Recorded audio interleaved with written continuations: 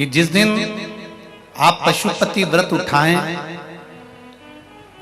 सुबह के समय पर जो थाली पूजन की लेकर जाए, पशुपति नाथ के 5 व्रत होते हैं, छठा नहीं होता।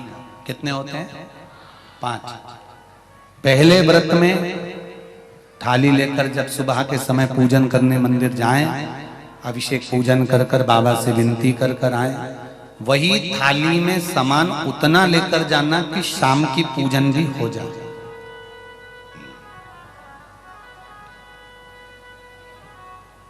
प्रदोष काल की भी पूजन, शाम के समय की पूजन भी हो जाए। थाली वापस ले आए, रख दें उसको ढककर।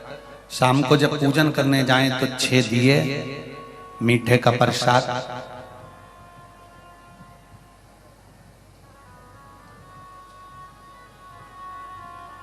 पति पत्नी अगर दोनों पशुपति व्रत कर रहे हैं तो दोनों की थाली अलग जाना चाहिए, दोनों का प्रसाद अलग जाना चाहिए।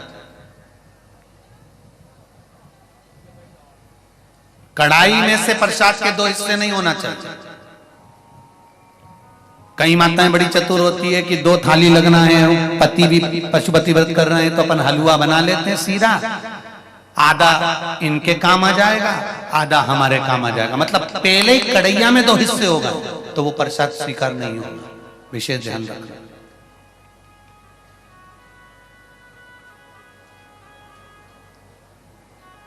फिर पत्नी अपने पूजन के लिए हलवा बना ले, सीरा बना ले, पति अपने प्रसाद के लिए खीर बनवा ले, या कोई दूसरा मीठा कुछ बनाना हो तो वो बना लो।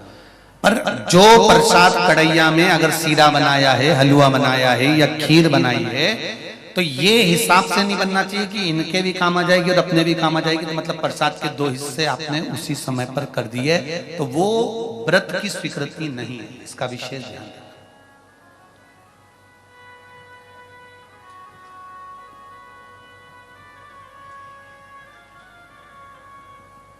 पशुपति व्रत सुबह जो थाली लेकर गए हो, शाम को वही थाली जाती है, 6 दिए जाते हैं, प्रसाद जाता है, पूजन होती है। शाम को प्रसाद के 3 हिस्से हो जाते हैं, 3 हिस्से होकर 5 दिए मंदिर में लगाए जाते हैं। पहला जब व्रत रहे तो बाबा से बेलपत्र चढ़ाते समय विनती करी जाती है प्रदोष काल में शाम के समय कि बाबा मैंने ये पशुपति व्रत उठाया है, इस कार्य के लिए कर रही हूं, आपके बल पर है और आपको ही करना है। बाबा से निवेदन कर कर, विनती कर कर, दिया साथ में लेकर, प्रसाद के 2 हिस्से मंदिर में छोड़कर 1 हिस्सा लेकर घर की ओर चलना है। घर में प्रवेश करते समय राइट हैंड में सीधे हाथ की ओर बैठकर दिया लगाना है। चाहे तुम्हारा मुख दरवाजे की ओर हो, चाहे बाहर की ओर हो, पर प्रयास करा करो जब दरवाजे का दिया लगे राइट हैंड का तो मुख दरवाजे की ओर। सीधे हाथ की ओर दिया लगाओ आराम से बैठकर।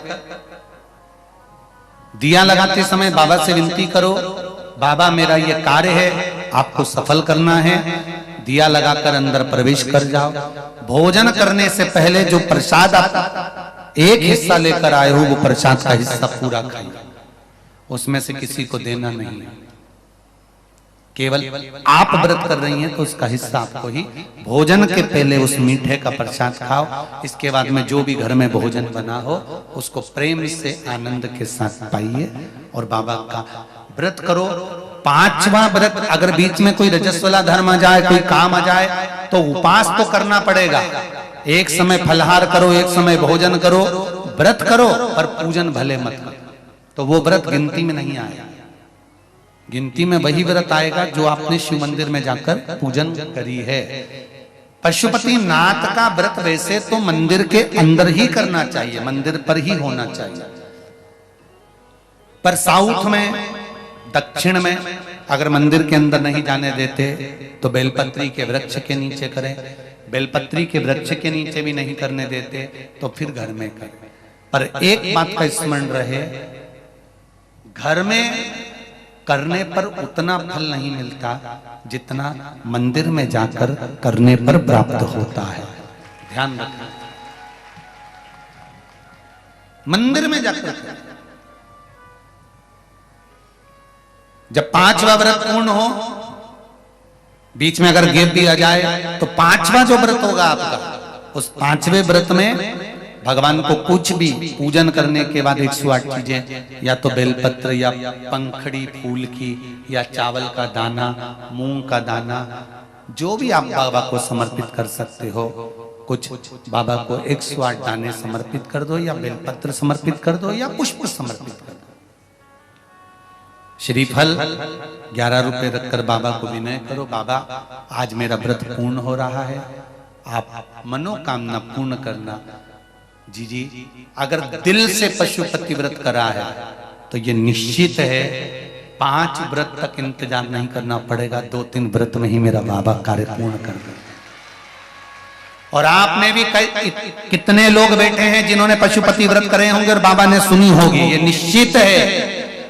हाथ उठाओ जिन जिन की बाबा ने पशुपति व्रत में सुनी है। ये देखो ढेर लगा है, चारों पंडाल में आप देख सकते हो लोगों के भाव हृदय। बैठिए, कर लो। पशुपति व्रत का वो बल है।